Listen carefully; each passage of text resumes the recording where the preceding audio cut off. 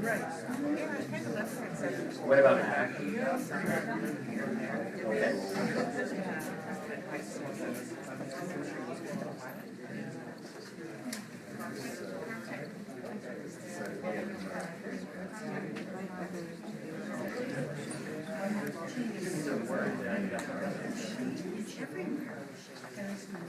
Jessica? Yes. You call it. Let's do it. Let's do it. It's the moment. All right, everyone, good evening. Can you hear me back there now? Yes. Okay, my name is Marvin Gandel. Welcome on behalf of LEAP Victoria. And let's begin by acknowledging that we're meeting on unceded Coast Salish territory. Before we turn to our panel, I'd like to say a few words about the LEAP Manifesto and our new group, LEAP Victoria. I expect most everyone here has heard of the manifesto, and many of you will be familiar with its contents. Among other things, it demands an immediate halt to pipeline construction and other fossil fuel infrastructure projects.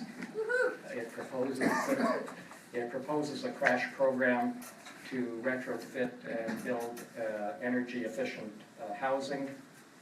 It calls for a high-speed rail network to connect our cities and for more mass transit inside of them, both to be powered by renewable energy, and it encourages more locally sourced and affordable organic agriculture. You'll recognize all of these as important but standard demands of the environmental movement. What sets the manifesto apart, in my opinion, is that it situates the fight against climate change squarely within a broader social context. It doesn't call outright for public ownership of the energy industry, as some of us might have preferred, but its logic points in that direction. It says in so many words that the only way to stop the environmental degradation of the planet is to end corporate control of state policy. And to that end, it calls for removing corporate money from political campaigns, for ending trade deals which give free rein to multinational corporations to block and subvert environmental regulations, and it calls for the Canadian government to accept the UN Declaration on Indigenous Rights, giving the First Nations more power to resist corporate encroachment on their territories. In weaving together these environmental and social demands, the manifesto has much in common with the eco-socialist wing of the environmental movement, and that's not surprising, of course, given the influence of social democrats like Naomi Klein and Avi Lewis, who are its most well-known proponents. Unfortunately, their celebrity status sometimes obscures the fact that the manifesto equally reflects the interests of a broad range of social organizations. In fact, the manifesto was launched by nearly 36 of them, primarily drawn from the Indigenous trade union and environmental movements. Unless the manifesto gives rise to a network of local groups across the country, groups which regularly organize events like this one, it risks becoming just another fading document with no lasting impact. Fortunately, there seems to be a strong base of public support on which to build this network. You'll recall the widespread media attention which the manifesto received when it was debated at the NDP convention last April. An ECOS poll shortly thereafter showed that not only had most Canadians heard of the manifesto, but that a majority outside the orbit of the Conservative Party supported it. And since then, the manifesto has been signed online by tens of thousands of Canadians, including many public figures identified with the environmental movement, such as Margaret Atwood, David Suzuki, Donald Sutherland, and others. And if you're interested, you can add your name to the manifesto, and of course we'd encourage you to do so at leapmanifesto.org. Now, naturally, the manifesto has its critics, and in the time remaining to me, I want to address the two issues most troubling to them, job losses and affordability. If we're to make any headway, we have to both fully understand and have credible answers to their concerns. The jobs issue is especially important to some of our allies in the trade union movement, in particular the construction trades which build the pipelines, and the unions which are embedded in the tar sands and are desperate to see their laid-off members put back to work. The unions are counting on oil prices returning to levels which again make it cost-effective to extract oil and gas from Alberta and ship it from BC ports to Asian markets. When this subject arises in and around the labor movement and the NDP, which, like it or not, remains the focus of debate around the Manifesto, I think we need to emphasize several points. First and most obviously, that the oil price is not going to return to these levels, that the fossil fuel industry is in irreversible decline, and that jobs are going to continue to disappear, wind, solar, and other renewables. The latest report shows that employment in the green energy sector grew by 5% to 8 million worldwide last year, while oil and gas shed 250,000 jobs. Second, it's not only the environmental movement, people like us who are making these claims. The global elites are also forecasting the demise of the fossil fuel industry. I'm thinking in particular of central bankers like Mark Carney, oil industry leaders themselves, like the Crown Prince of Saudi Arabia, and many other energy experts and investors. They're warning that most of the assets currently held as reserves will remain stranded in the ground. The elites may be less concerned about global warming than that these stranded assets will ultimately bankrupt the highly indebted oil and gas industry and threaten the stability of the global financial system. But whatever their motives, they're adding to the pressure to direct investment away from fossil fuels and towards renewables. Third, it follows from this that the only realistic course is to retrain oil and gas workers to take up jobs in the emerging green economy. That's the position advanced by the LEAP Manifesto. It's also the position, incidentally, of a progressive group of trade unionists within the industry called Iron and Earth, which some of you may have heard of. They argue that oil and gas workers are uniquely qualified to make the transition to the new green jobs, and they're pushing to accelerate rather than slow down the pace of conversion. Fourth, we have to weigh the lost jobs in the oil patch against the many more we're foregoing by not investing in the much larger low-carbon sectors of the economy. The LEAP Manifesto rightly points out that there are enormous job creation opportunities to be had in the expansion of healthcare, education, and many other socially necessary services. One major low-carbon initiative along these lines is a plan to convert the vast network of post offices into renewable energy hubs and community-based green investment banks. It was developed jointly by CUPW and supporters of the LEAP Manifesto, and I'm sure Janet Barney, who is here with us tonight and who's from the union, will have more to say on that shortly.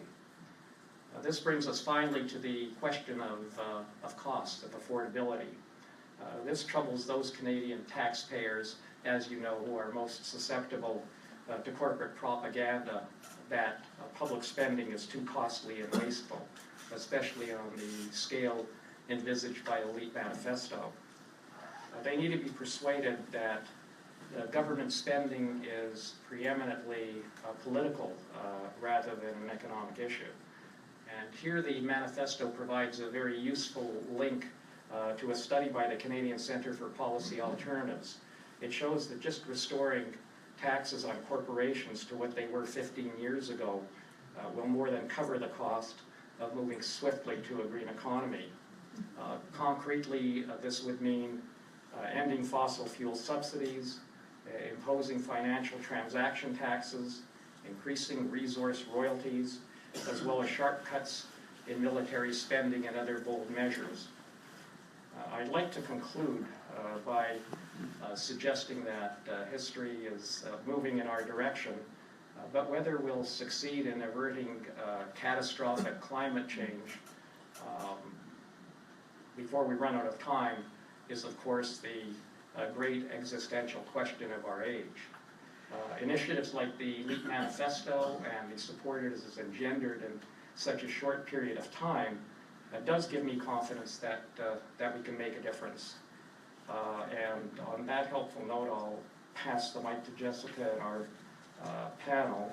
Thanks for your attention. Before I do pass the mic, I think I'd be remiss if I didn't introduce some of the core members of our coordinating committee who played such an important role in bringing this meeting together. In my years of activity in the trade union and socialist movement, I've met few groups with such a core of capable and competent people. So I think what I'm going to do is call out their names and just ask them to stand up for a moment and give a wave to the audience. I'll start with Saria, or Saria Andrew, back of the room. Just, you can stand up so people can see you. Howard Breen. Keith Jerry. Eric Doherty, our videographer. Rob Duncan. Save your applause, please. Martin Gavin. Dale Perkins. Anna Rasmussen. Is Joe Steinbach here? Joe? Larry Wartels, who I'm sure that most everyone here knows, would have been here with us tonight. He's an active member of our committee, but he's had to go up to Nanaimo on personal business, but he sends his regards to everyone. So having introduced everybody who's on the committee, that's not to say that we don't have room for any more of you who want to get involved. We meet every Wednesday at the Green Cuisine. Very democratic and open group, and I'm sure you'd enjoy it. Anyway, again, thanks very much.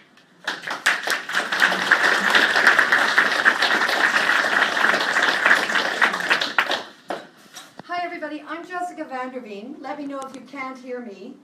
And I was asked to facilitate this meeting tonight. And so a couple of housekeeping things. If anybody needs the washrooms, they're down the hall this way and on your right-hand side. I'm not going to take very much time to talk as the facilitator. A couple of things that I was invited to speak about. I have been an activist for a long, long time. I ran for the NDP twice. I'm not again. And I don't regret it. I founded an organization to stop the sell-off of public school lands across BC. This quest continues. And I now am the volunteer chair of Raven. And Raven stands for Respecting Aboriginal Values and Environmental Needs. And we do one thing. We raise funds for First Nations legal defense of their environmental rights under the Charter and Constitution of Canada.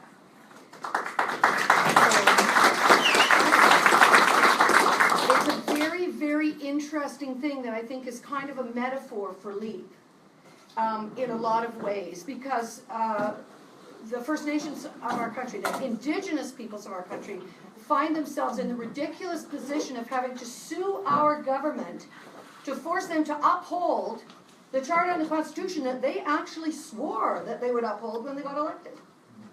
So it's a very peculiar thing. And what of course happens is that corporations and governments have deep pockets, and they will litigate a First Nation into the ground. They will literally bankrupt them. And so by no means do we raise all the money. Mostly the local First Nation who comes to us and asks us, we don't tell them what to do. Enough people have done that already.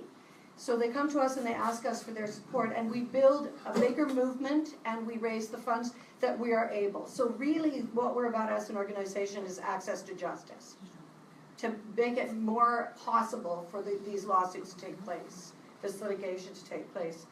And there's been some notable victories in the Supreme Court over the last few years, so it's a very interesting time. And I just wanted to speak to the first condition of the LEAP Manifesto, and then I'm going to not anymore. I'm going to ask everybody else to. But the LEAP must begin by respecting inherent rights and title of the original caretakers of this land, starting by fully implementing the United Nations Declaration on the Rights of Indigenous Peoples. So when I was asked to chair Raven, I said, I don't know anything about this. I grew up in Southeast Asia. I have no clue. Why are you asking me? And they said, because you're good at governance. I went, oh, you know. But what is, and the reason I wanted to speak to you all about it is that I have made a faux pas a day ever since I started. Ever since. Because I'm on such a high learning curve to rearrange my head, my heart, and my psyche and reframe my perception of my interaction with Indigenous people and where we all fit in the magic that is Canada. And I wanted to put that on the table because I don't think we can leap unless we're going to the level of discomfort. And I promise you, I have felt like a right idiot about something I should have known at least once a day since I started 3 years ago. And I'm kind of still keep stumbling, and I'm proud of it.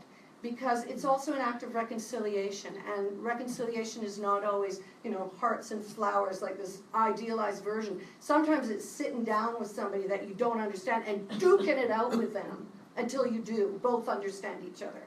And it's not always pretty. And so I sort of wanted to make a pitch for us leaping into areas, realms that we don't know, we don't understand, and we're not comfortable with. So that's what I have to say.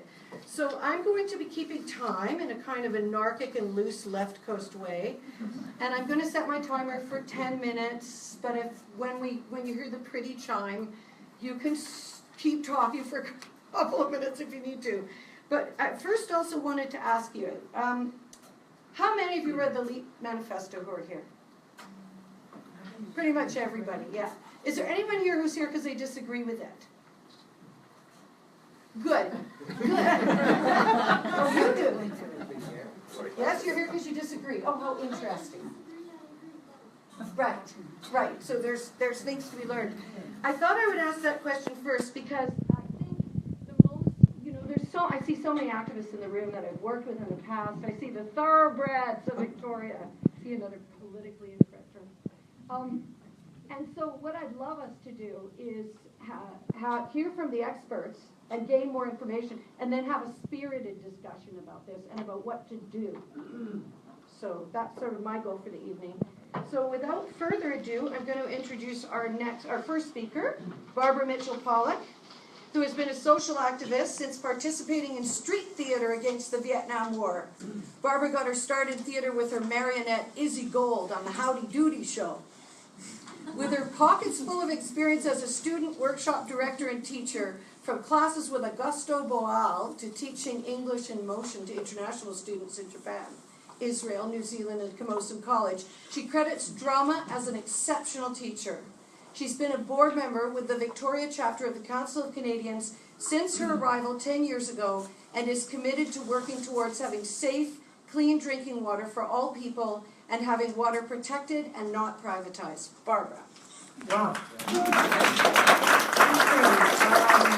First of all, thank you all for coming on a rainy evening. Thank LEAP Victoria for organizing this, and thank the COC Victoria for being here. If any of you aren't members, you can talk to those people back there, or me, or how many people are members here? Okay, talk to all the people that you're sitting beside, because it's a really good organization. I don't feel like I'm an expert. I'm from the 60s, where the saying was leap and the net will appear. So I thought, okay, I can do this. This is about, okay, I've got 3 books. So this is about, and this is Maud's new book, and she'll be speaking, I'll tell you after. She'll be speaking in Sydney on the 20th, and I've got all the information, and I'll tell you afterwards. But we are complacent, and we can't be complacent anymore. We know that the Conservatives are in bed with the oil companies who are in bed with the banks. We know that the Liberals are in bed with the banks who are in bed with the oil companies. The NDP sleeps around, and, and the Greens really don't know who they're sleeping with. If anybody wants to talk to me on that, they can after. So we're disconnected as well from scientific evidence, and where we used to listen to the canaries, we now have become the frogs in boiling water. So let me begin. Importantly, let's see. So the COC, Council Canadian, has 56 chapters. 27 of the chapters across Canada have screened the film. This changes everything, and a total audience of over 4,000 people, with Peterborough having moved forward, initiating a LEAP chapter. And I think I'm just going to repeat it because this is part of the Council of Canadians too. We support, there's 4 things that we demand. LEAP must begin by respecting the inherent rights and title of original caretakers of this land, starting by fully implementing the United Nations declarations on the right of Indigenous people. 2, the latest research shows that we could get 100% of our electricity from renewable resources within the next 2 decades. By 2050, we could have 100% clean economy, and we demand this shift now. Let's leap. No infrastructure projects that lock us into increased extraction decades into the future. The new iron law of energy development must be, if you don't want it in your backyard, then it doesn't belong in anybody's backyard. 4, we want training and resources for workers in carbon-intensive jobs, ensuring that they are fully able to participate in the clean energy economy. The COC calls for an end to all trade deals that interfere with our attempts to rebuild local economies, regulate corporations, and to stop damaging extractive projects. Trade deals have been one of our many focuses, and we continue to work for public health versus private profit. COC has long opposed the ISDS. I hate acronyms. I've got learning disabilities, and people just rail them off and you really don't know what they're talking about. So it's the Investor-State Dispute Settlement. Right. The poster child of the ISDS is the Lone Pine Resources, who only want $250 million under the NAFTA lawsuit filed against Canada. This was filed, it's still ongoing, in 2012 because the Quebec provincial government issued a moratorium against fracking. So if Canada settles and pays before the ISDS arbitration commences, or if Canada loses the case, which we have lost many cases, the stats was, of the 3 parties in NAFTA, Canada has suffered the most under the ISDS. 35 claims have cost over $200 million in damages and fees. We're still paying. And what we don't know what we're paying is probably a lot more. This is what we've had to do. So if we lose this case, it will crack the world open to fracking.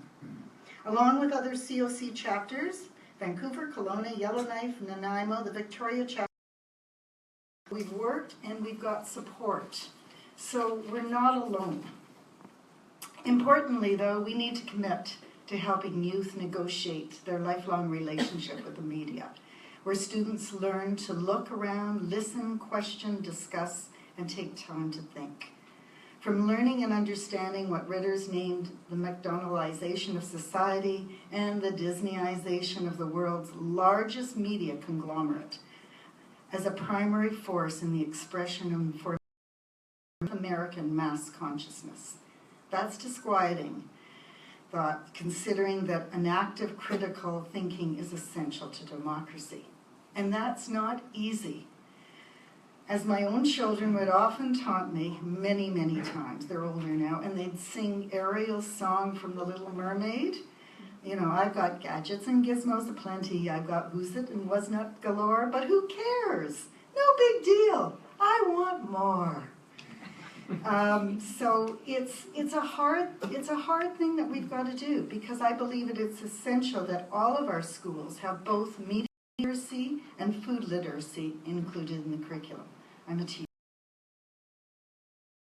Conversations and dialogue is necessary about global warming. This is an amazing book that I just got, so I'm going to quote from it. They said I could, and as long as I give them credit. It's out of the University of Alberta, but I got it from Chicago. Don't even go there. It's, what is the book? The book is called After Oil. It's short, it's easy, and it's about how we can go for it, and I can pass it around, and people can look at it. All these books are really good. This is another one, Imperial Inc. really tells us about how our government is in cahoots with the mining companies, and the mining companies are in cahoots with us, and how our laws need to be changed desperately. So it's really important. Conversation. What's the name of that second book again? The second book is Imperial Canada Inc. But I can pass them around and people can look at them. They're great. And then again, we've got Maud's book too, and I'll tell you when she's speaking after, but I better move it. Okay. Conversation and dialogue is necessary about global warming and after oil for all of us. After oil is a global transition away from fossil fuels that require not only reworking of energy's infrastructure, but the transformation of the petroculture itself. An intentional transition away from fossil fuels will need to start by attending to the deep links that have been forged between profits and global warming, the GDP, the gross domestic products, and CO2. The existing allocation of resources to corporations is inefficient, exploitative, unjust, ecologically damaged, and those who profit from disproportionately from the society of oil are happy and quick to discourage us from figuring it out. The LEAP Manifesto is important as it addresses that fossil economy has produced wild inequalities that have left much of the world behind, while conferring the privileges of energy along unfair and wholly undesirable racial, national, gender, and class lines. Leaping may depend less on finding new, less ecological and destructive forms of energy than on restructuring and curbing what looks to be like a limitless desire provoked and fueled by consumerism. We need to change how we think, imagine, see, hear, as oil shapes our ideas and values as much as it does our infrastructure and economics. An international energy transaction will require us to think new about wealth, beauty, community success, and a host of other ideas that form our societies and ourselves. We need to recognize that we live in an addictive society, and we are all addicted to oil. We need help. I think LEAP can do that. So, we're moving along. It's pretty good, eh? Valuable leaping from fossil fuels offers us new opportunities for more intimate connections to local social and national with fulfilling work and free time. I still don't know where free time is. Empowerment and knowledge can be created by building alternatives which serve us as individuals in our community. I believe that with our support of the arts is essential. With legislative theatre of Augusta Boel, the writings of Margaret Atwood, the music of Buffy St. Marie, Neil Young, Gord Downey, the photography of Edward Bertinsky, and the ravings of Rick Mercer. Leaping and abandoning the petroculture will provide us with the needed social justice that values all jobs and careers in the arts. We know that our Canadian water is in crisis. We know that oil is infinite. are not, is finite. And we know that happiness is not dependent on the magical process created by oil. And I'm going to end with Maud's last lines, and then that's it. The water crisis is at our door here in Canada. All the issues we thought so far away are upon us now. A greater challenge has never faced the people of Canada. Each and every one of us, that's all of you, has a personal responsibility to take action, to collectively confront the very power structures that have prevented the change needed to protect and honor the great water heritage of this land. Future generations have the same right to breathe clean air, drink clean water. Much rest with what we do now. Thank you.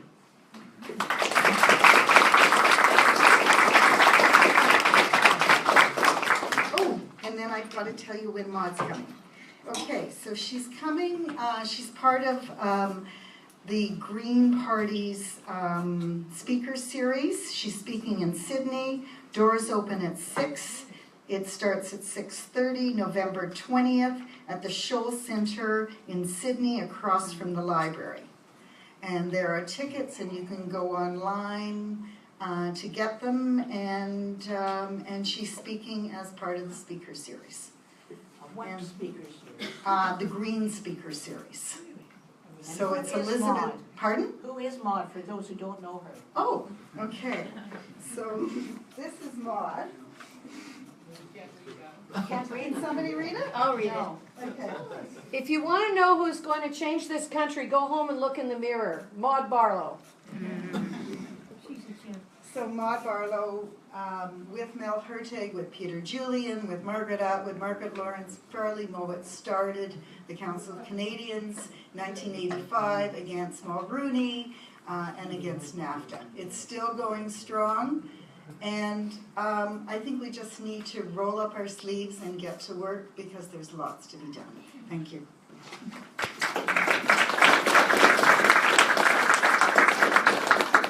Thank you, Barbara. Our next speaker is Dr. Peter Carter. And Peter is a retired doctor after nearly 40 years in practice as a family physician, first in England and then in Newfoundland and British Columbia, Canada. When his sons were born, he became actively involved in environmental peace and sustainable development issues, especially as they relate to children's health. Fatherhood created that urge to leave the world a better place as a legacy for his children. As a founding director of CAPE, Canadian Association of Physicians for the Environment, Peter has presented on sustainable development and environmental health policy issues in Canada and the United States. Peter has since launched the Climate Emergency Institute and is the force behind climate change emergency medical response for healthcare professionals. Peter, please.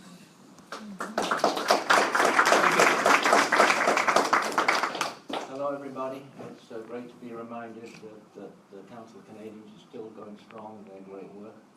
Totally my favourite NGO. And Maud Barlow, yeah, I'm really looking forward to seeing her again after many years.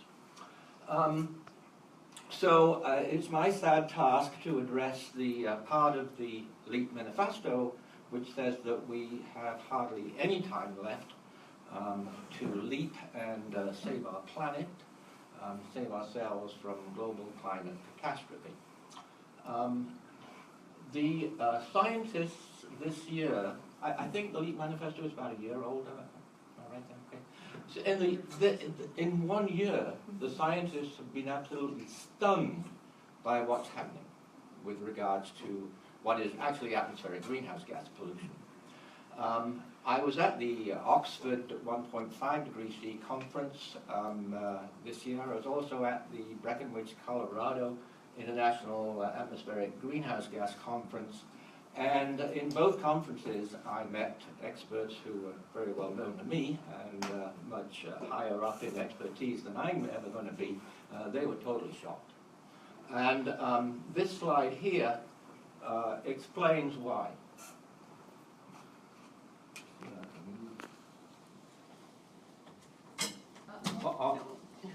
Not a good idea. Howard warned me about that. Ah, damn. I'll mess up the technology, I will. Oh, okay, okay. This is a graph that I prepared, and it's of the global surface temperature in red there. This year, the global surface temperature is going to be 1.25 degrees C. Now, this is the perspective of what I just shown you from the planet, from Mother Earth, from our future, all our children, and all future generations. See, all of these graphs going up, in actual fact, represent unprecedented deterioration in the state of the planet. We have a rapidly deteriorating ocean acid-base chemistry. We are altering the chemistry of the atmosphere and of the oceans at a rate which has never happened before. It's insane. It's literally crazy and criminally crazy. We have rapidly deteriorating, as I say, atmospheric CO2 levels. CO2 going up means the planet's going down, and obviously the global temperature. The global temperature is going up, the planet is going down. So that's a different perspective that I hope and I'm sure that you'll appreciate. So, the National Post. Yes, but the National Post on their front page has the new war against pipelines. Front page. Okay? This, of course, is the how a tiny camp at Standing Rock is growing into a global movement. Yes! We don't need to stand with Standing Rock. This, believe me, may be our last stand. You've seen what I've just shown you on what's happening to the planet, on what the banking corporations and the fossil fuel corporations are doing to our planet and doing to our future. There's one thing wrong with this statement. The new war on pipelines. They got it the wrong way around. The war is being waged by pipelines, tankers, fracking oil, fracking natural gas on us. It's a war, a relentless, ruthless war that's being waged by these corporations against billions of the most climate change vulnerable today, all children alive everywhere on the planet today, and against all future generations and all life. If I showed you the data from the IPCC AR5 on the projected rate of extinctions of species, your hair would stand up on end. This is a war of annihilation, is what it is. The data speaks for itself. These corporations are destroying the entire planet. They're wrecking this planet. The planet is not working anymore like it used to. And if we don't leap, and I really appreciate the people who put the LEAP Manifesto together, and particularly all the people here, who are many people who are working on this. So if we don't leap right away, right, and we can, the insane tragedy about what's happening is that we can so readily do this. We can so readily, we have all the research now, switch off all the fossil fuels, which we have to do, onto 100% clean, zero carbon, renewable, and everlasting energy. You know, this is the dream of humanity, right? Clean, endless energy. And there's a silver bullet to it. There's a silver bullet because the IMF last year, the International Monetary Fund no less, calculated that the fossil fuel subsidies, which are being handed over worldwide out of our tax dollars, and they've been increasing for the past couple of decades, not decreasing, amount to trillions of dollars a year. So the number one thing we have to do, which of course is in the LEAP Manifesto, is this is a crime against humanity, against the planet, against the future. All the governments are doing this, including ours in Canada. They are all subsidizing the fossil fuel industry, which is making us pay for our own death and our own coffins, basically. It's impossible to exaggerate how awful, how terrible this situation is now. And we are still dumping constantly all of these greenhouse gases, particularly carbon dioxide, into the atmosphere. We can turn on a dime. We literally can turn on a dime. The good news, of course, is the fantastic progress, which again, I never imagined on the good side. The fantastic progress which is being made by clean energy, renewable energy, all over the world. The latest good news on that, which was just published, I think, a couple of days ago by the Bloomberg Business News, is that for the first time, last year, I guess, there was more renewable energy investment. That's been the same way for a couple of years, but more renewable energy development than fossil fuel development, right? But we have to have no fossil fuels, okay? The science is definite. The AR5 was absolutely definite. We have to get emissions down substantially in the next few decades. I'm going to take a very quick minute to tell you about the Paris Agreement, because everybody thinks the Paris Agreement solved everything. Well, a lot of people do. No, we are going in the wrong direction. The Paris Agreement is the suicide direction. A very important document which received zero publicity was published on the 2nd of May this year, 2016. It was an update of the national, so-called the national emissions targets and the UN calculated that by 2030 our emissions will be substantially higher and still increasing. That's a suicide scenario. That really is a suicide scenario. 16% higher, at least, by 2030. So rolling our sleeves up, we definitely have to do. I take my hat off to the native people who are fighting our fight, right? The indigenous people everywhere, I think about the people in Bella Coola, that terrible oil tragedy that's happened to them. I was up in Bella Coola, I was working there for a short time, I know those people. They are fighting for our survival. They are. They're not just the most vulnerable people worldwide, as the indigenous people are, to climate change. So they're fighting for their own survival, but they're fighting for ours as well. So we do have to stand with that. I think I've said everything that I wanted to say. I want to reiterate, though, this war is being waged against us. Everything we hold dear, everything that humanity and civilization has achieved in all cultures over thousands of years is being written off and destroyed. And the villain is so clear. It's the banks that are financing.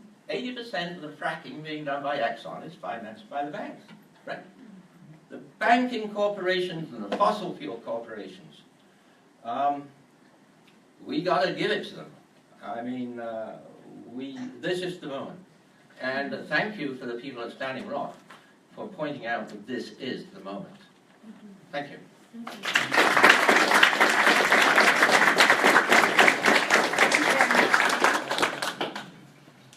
Our next speaker is Chief Judith Sayers. She, her title is KKNSUX. Dr. Judith Sayers is the elected chief of the Hupachasat First Nations. Thank you. See, a faux pas a day moves the planet forward. Located in Port Alberni, British Columbia.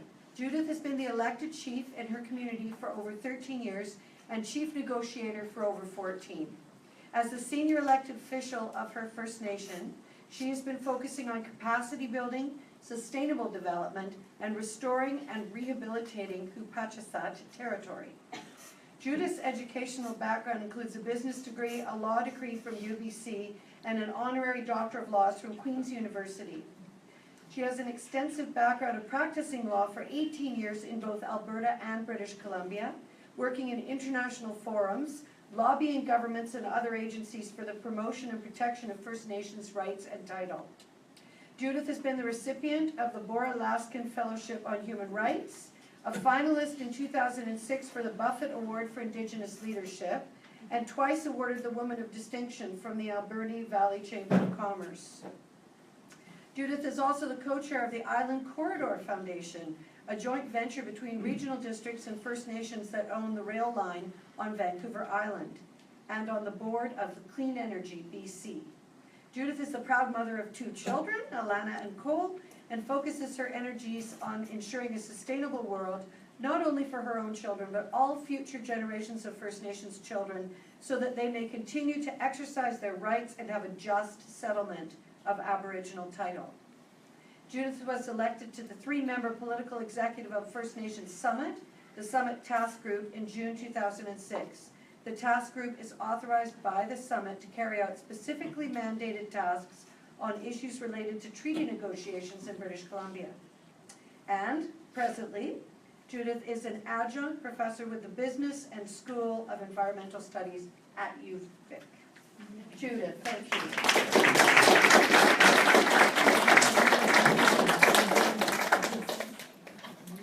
Thank you for the opportunity to be here on the unceded territories of the Lekwungen and the Coast Salish people. I am past chief. I'm not sure if you got that, but no longer chief. You know, it is a big war that is being waged against us. And the more voices that we have, the better it's going to be. But many of our politicians can't hear. And so it was exciting last week to see the Inuit and Innu youth in Ottawa protesting the Nalcor Dam. And, you know, they all, well, 99 of them got arrested. So it's good to see our young people stepping up to the plate, because it's their future, it's their world that we're actually affecting right now. A couple of people tonight have already mentioned that the LEAP Manifesto talks about the respecting the inherent rights and title of the original caretakers of this land. The Constitution of Canada, which is Canada's laws, recognizes and affirms the rights and title of First Nations in this country. Unfortunately, the Supreme Court of Canada has said that these rights can be infringed upon. They keep on infringing and infringing and infringing, and what's going to be left? And the court said that they can do it if it's for the benefit of the greater Canadian society. And the governments always think that money and jobs, the revenue flowing to them, is more important than First Nations rights. So Section 35 has not been the answer to the protection of First Nations rights. It feels like we spend our whole time and effort fighting things like Site C, like Kinder Morgan, like Enbridge, like Pacific Northwest LNG, like Raven Coal, like all of those big projects that are being mounted against us.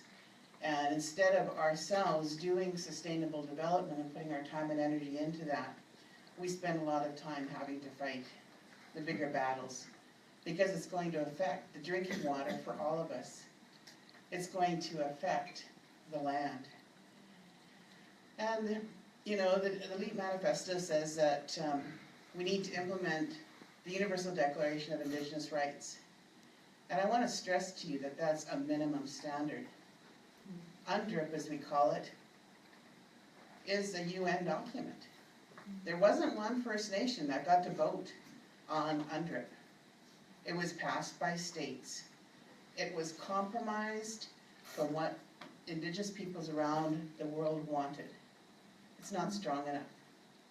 But it's there, it's a minimum standard, and it's a good place to start. I think the most important part of UNDRIP is free, prior, and informed consent. That before anything happens in our territory, to our lands, our waters, our resources, our consent has to be given. Trudeau campaigned, I'm going to implement UNDRIP. And yes, we're going to allow First Nations to say no. It lasted till the day he was elected. You know, now he's saying no doesn't mean a veto. What does no mean? Does no mean no? No, not in his mind. And not in the mind of Jody Wilson-Raybould, who is the Attorney General of Canada. You know, as a First Nations person, she has to go against everything she's ever believed in to be in that position. And I feel sorry for her, because she's had to go up against First Nations and the rights that she fought so hard for.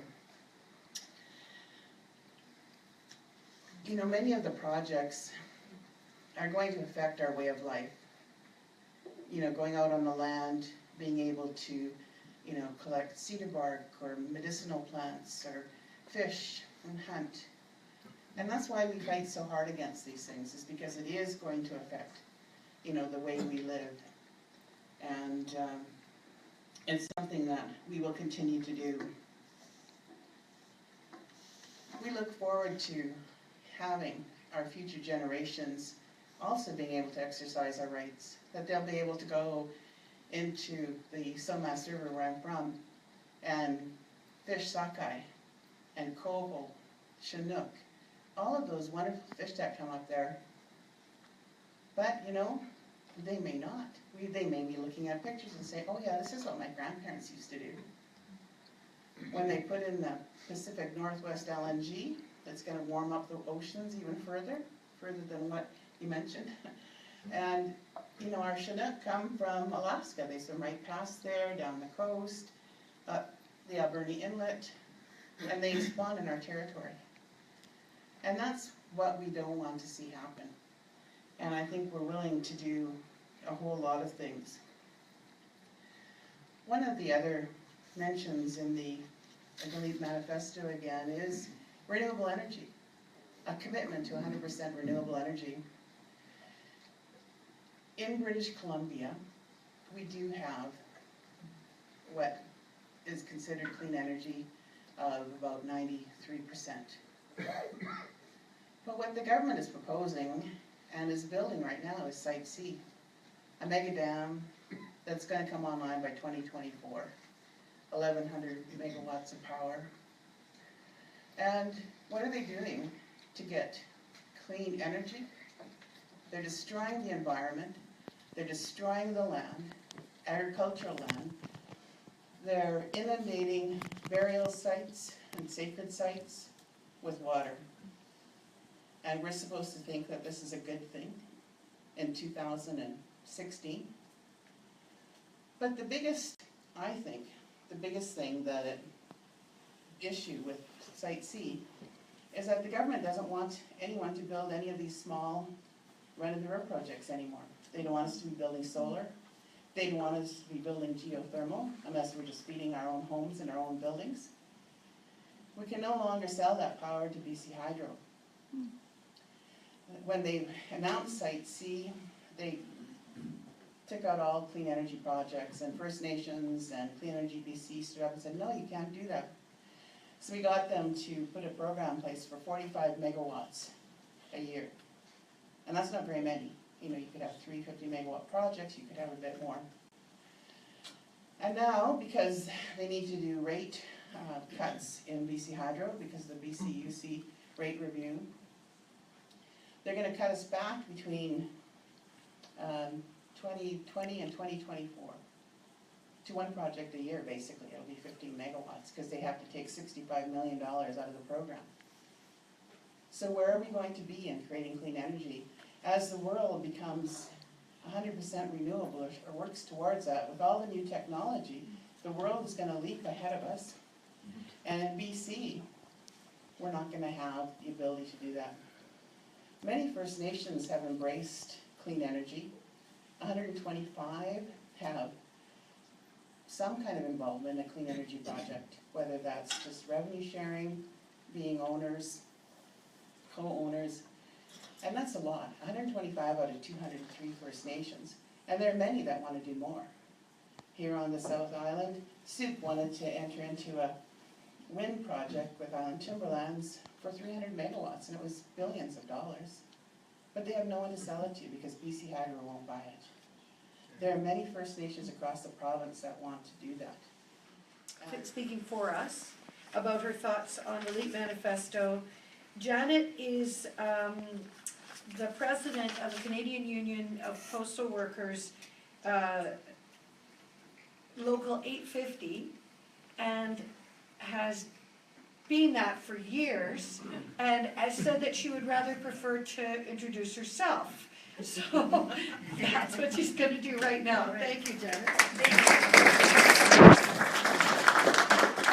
I've been the president for 6 years, and I guess there's not much online, but that's okay. I'm originally from the East Coast, graduated from the University of Mount St. Vincent in 1981 with a degree in science. Came out west in 82, raised a family of 3 girls, and I kind of, just was, working and raising a family. That took a lot of time, but I've always been an environmentalist and activist at heart. And I've been with the Post Office, Canada Post, 29 years, 12 years, the most recent 12 years delivering mail and out in the West Shore, Langford and Colwood. And I'm here to deliver to you our union's delivering community power. There's booklets at the back you can pick up on the way out, sorry. And many of you think of Canada Post as a place where you can mail a care package, buy stamps, or pick up a coin. And some consider the post office, sorry, I need these, I'm getting old. I'm a child from the 60s also. And some consider the post office past its prime. In the last decade under Harper has seen efforts to cut it, devalue it, and undermine this public service. Just imagine, if you would, Canada Post buildings with charging stations for electric vehicles at post offices, a renewable powered postal fleet that connects farms to dinner tables, door-to-door mail carriers checking in on seniors and people with mobility issues, as well as delivering locally produced food and other services. Post offices as community hubs for social innovation, connecting climate-friendly businesses to customers. And also postal banking services that provide small towns and Indigenous communities with inclusive financial services like loans to families underserved by the big commercial banks.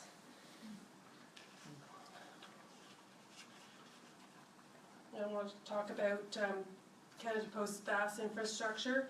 I don't know if you realize there's 6,300 post offices across this country. We have more outlets than Tim Hortons. And a lot of these communities, that's the only federal building in their community is a post office. And what would you do if you owned the largest retail outlets in this country? And it's also a large logistical network that can mobilize people and move materials to coast to coast to coast. And we are in the world's 2nd largest country. And you own it. A lot of people forget that it is a public postal service and the Canadian public owns it. And we like to address some of the most pressing challenges, such as climate change, delivering services to an aging population, providing financial services to low-income communities, and using the profits, which the media like to not let anybody know that's a big secret, that Canada Post has been making profits for the last 20 years, and use these profits to help fund other public initiatives. So with this vast infrastructure and delivery network, we have the potential to become the hub of a green and social economy. Here's how we could do it. It starts with those negatively affected by the old economy, Indigenous communities downstream from polluting projects, neighborhoods relying on precarious or low-paying work, regions facing job losses in extraction industries. Postal banking and new sustainable businesses could provide solutions for all. 2, we could transition the Canada Post fleet to 100% renewable energy, Canada Post has the largest public vehicle fleet in the country. Federal infrastructure funding could add a nationwide network for charging electric vehicles, and we could have solar panels on every post office where people could charge their electric vehicles. We could have electric charging stations on every post office, and it just would encourage the public to use and build infrastructure for electric vehicles. We could expand door-to-door delivery, because door-to-door delivery reduces the use of fossil fuels that customers driving to pick up their mail. We are totally opposed to the community mailbox for a number of reasons, but one was the energy impact, and another one is the keeping the jobs in the community. And we also would like to support for elders and those with limited mobility or mail carriers, already the eyes and the ears of their neighborhoods, could check in on elders and deliver medicines and other services. We could also turn post offices into community hubs.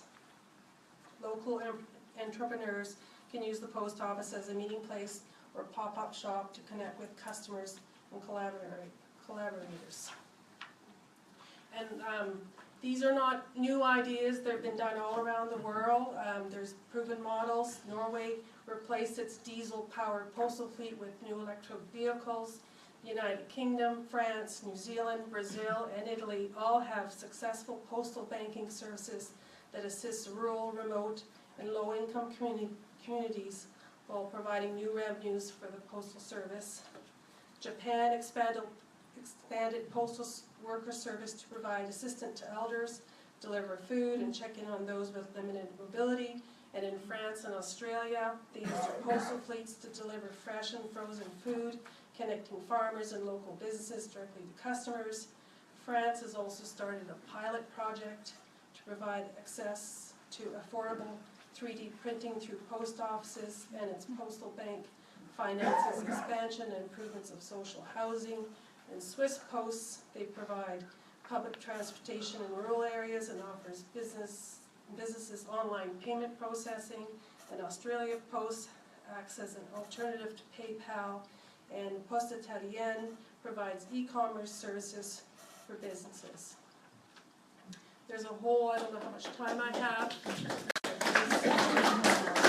Another 5 minutes, you're good. Okay, I just wanted to briefly touch about postal banking. There's a lot of communities in Canada that don't have a bank. A lot of the big banks are pulling out of small communities because they're not profitable enough.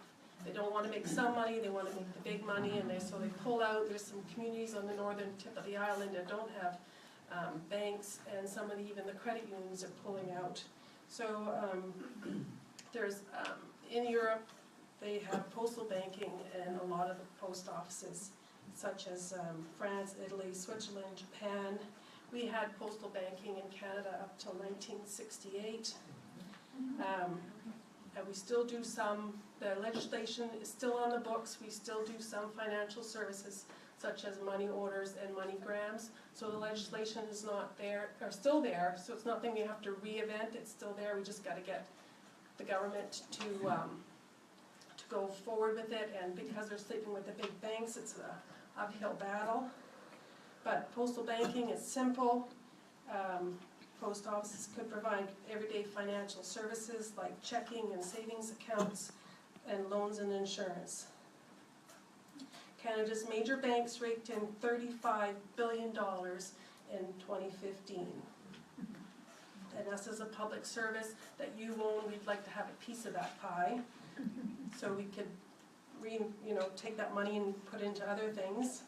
And there's hundreds of thousands of Canadians that don't have a bank account at all. And there's only 54 of the 615 First Nation communities that are served by a local branch. That's only 54, it's a very low number. And then about 2 million people a year in Canada use payday lenders. And we all know they charge interest rates of up to 400%. It's ludicrous. So, and every year, workers in Canada transfer billions of dollars in remittance to family members overseas, and the cost is up to 20%. So that's a huge burden for them to transfer money. So once again, I'd just like to highlight that we want to be building on Canada's next economy with green jobs, purchasing Canadian-made electric cars and vans, electric vehicle infrastructure, turning post offices into charging stations, and pursuing community elder care, and having seniors in their own, having that independence, staying in their own house, financing communities and clean energy, local food deliveries, delivering fresh produce in our community, and supporting local businesses. I believe that we all want renewable energy and affordable banking, farm fresh food, and supporting our local community. And that's why the union has joined in the Delivering Community Power campaign. And something you can do to help is spread the word, get in touch with your MP and speak to them about that, write them, email them, and thank you for coming to this local event, and I hope, thank you for having me.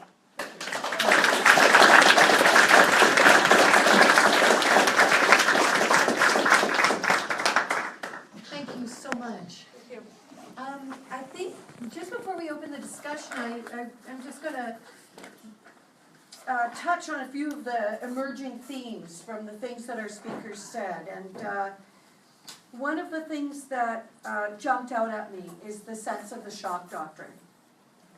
That everywhere we turn, there's an assault on our planet or our humanity or our well-being. And that was sort of a theme that was running through everything that everybody was speaking.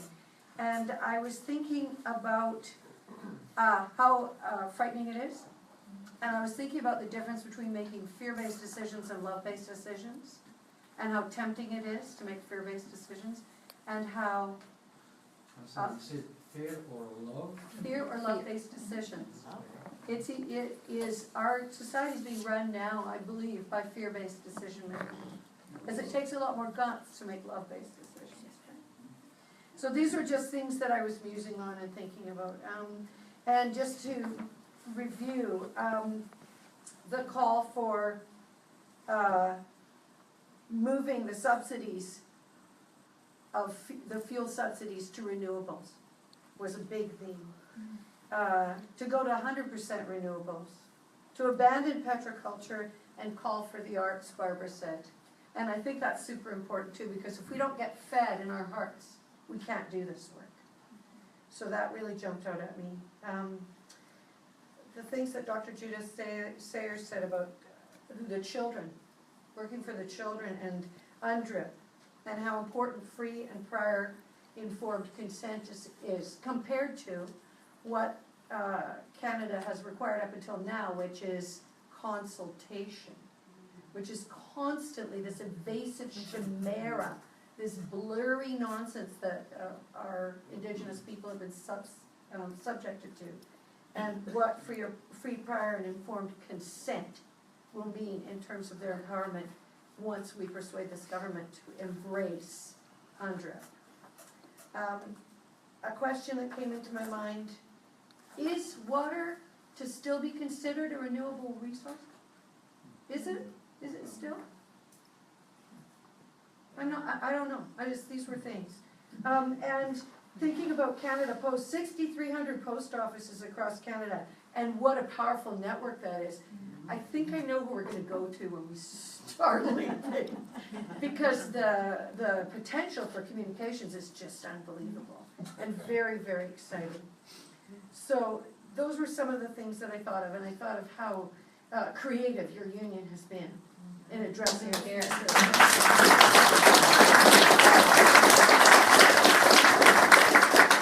So having taken that little tour back through the things that struck me, I'm sure that many things have struck you. I'm not going to over-chair this. Catch my eye if you want to speak, and I'll keep a list. And would anybody like to start with a question or a statement? Please, go ahead. Okay. Please stand up, introduce yourself so everyone knows. My name is Martin Garden. We've all heard these arguments. Climate change is a hoax.